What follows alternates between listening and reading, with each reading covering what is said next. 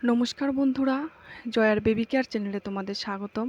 আজকে যে বিষয়টা নিয়ে আমি কথা বলবো সেটি হচ্ছে প্রেগনেন্সিতে কি ডাবের জল খেলে বাচ্চার চোখ ঘোলা হয়। তাদেরকে বলছি ভিডিওটি স্কিপ না করে সম্পূর্ণ দেখতে থাকো। আশা করি তোমাদের একটু হলেও হেল্পফুল হবে।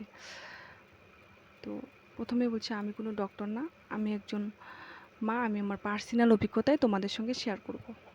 তো আগের দিনে কিন্তু ঠাকুমা দিদারা কিন্তু বলতো যে প্রেগনেন্সি অবস্থায় নাকি ডাবের জল খেলে বাচ্চার চোখ ঘোলা হয়, ঠান্ডা লাগে, শ্বাসকষ্ট হয়, মানে আরও অনেক কিছু বলতো। এই ধারণাগুলো কিন্তু সম্পূর্ণটাই ভুল। ডাবের জলে কিন্তু প্রচুর পরিমাণে পটাশিয়াম, সুগার, জল, সোডিয়াম থাকে, আরও অনেক কিছুই থাকে। তো আমি যতটুকু জানি সেইগুলোই তোমাদের সঙ্গে শেয়ার করব। তো একটা ডাবের জলে, তো ডাবের জল থাকে 250 ml, সুগার থাকে 6 গ্রাম, পটাশিয়াম থাকে 600 গ্রাম, আর সোডিয়াম থাকে 250 গ্রাম। তো প্রেগনেন্সি অবস্থাতে কিন্তু এই ডাবের জলটা কিন্তু আমাদের প্রেগনেন্সি মায়েদের কারণে কিন্তু সুপার ফুড হিসেবেই ধরা হয়। প্রেগনেন্সি অবস্থাতে ডাবের জল খেলে আমাদের কি কি উপকার হবে, তো সেগুলোই আমি তোমাদেরকে বলছি।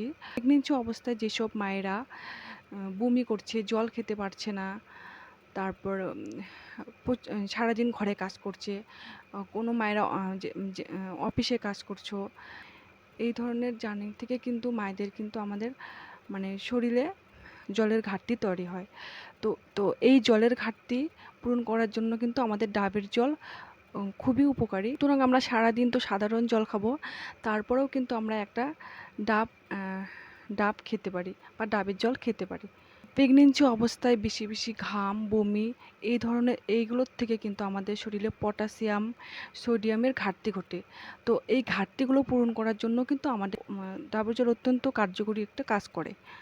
এইগুলোর থেকে যেগুলো সমস্যা আমাদের হয়, পেট ব্যথা, মাথা ঘোরানো, শরীর দুর্বলতা, এই ধরনের সমস্যা হয়, তো এইগুলোর জন্য কিন্তু আমাদের ডাবের জলটা শরীরে, প্রেগনেন্সি মায়ের শরীরে কিন্তু খুবই প্রয়োজন হয়।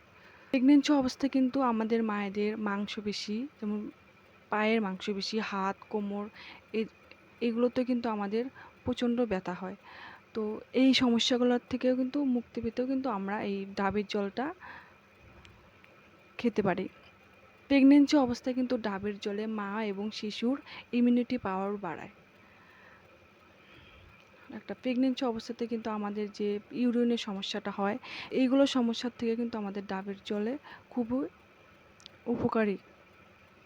যদি তোমাদের ডাবের জলে কোনো অ্যালার্জি থাকে বা কারো কিডনির যদি কোনো সমস্যা থাকে, তাহলে কিন্তু এই ডাবের জল খাওয়া যাবে না। তো তোমরা এইগুলো সমস্যা থাকলে তোমরা ডক্টরের পরামর্শ নাও।